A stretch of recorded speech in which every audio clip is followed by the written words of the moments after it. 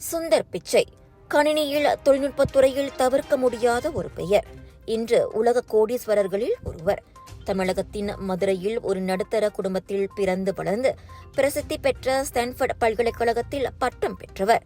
தனது கல்வி அறிவாலும் அசாத்திய தொழில்நுட்ப திறமையாலும் 2004 கூகுள் நிறுவனமே அழைத்து தலைமை பொறுப்பில் அமர வைத்து அழகு பார்க்கப்பட்டவர். 2015 முதல் கூகுளின் சிஇஓவாக பரிணமித்து பட்டி தொட்டி எங்கும் புகழ் பெற்றார். 2019 ஆல்பபெட் இன்கார்பரேஷன் நிறுவனத்திற்கு தலைமையேற்றவர் அங்கும் விழுந்தார். அந்நிறுவனத்தின் பங்குகள் பன்மடங்கு உயர்ந்து முதலீட்டாளர்களுக்கு 120 விழுக்காடு வரை லாபம் கொட்டியது.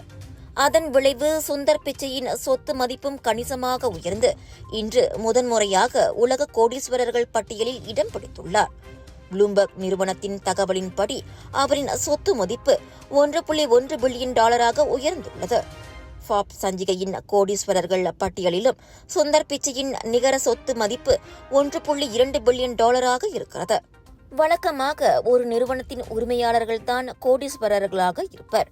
நிறுவனராக இல்லாமல் சிஇஓ உள்ளிட்ட பதவிகளில் இருப்பவர்கள் மிக மிக அரிதாகவே கோடீஸ்வரர் என்ற நிலையை எட்டுவர். அவ்வகையில் அந்த அரிய சாதனையை சாத்தியமாக்கி அனைவருக்கும் ஒரு முன்னோடியாக திகழ்கிறார் இந்த தமிழர்.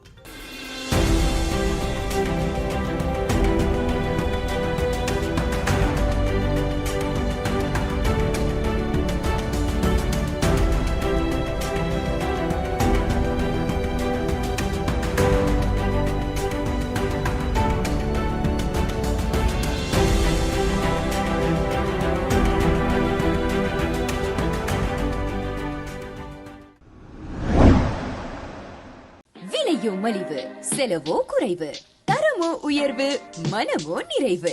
மக்களின் தேர்வு என்ரிகோஸ் முழு ஆடை சத்துள்ள பால்மாவு.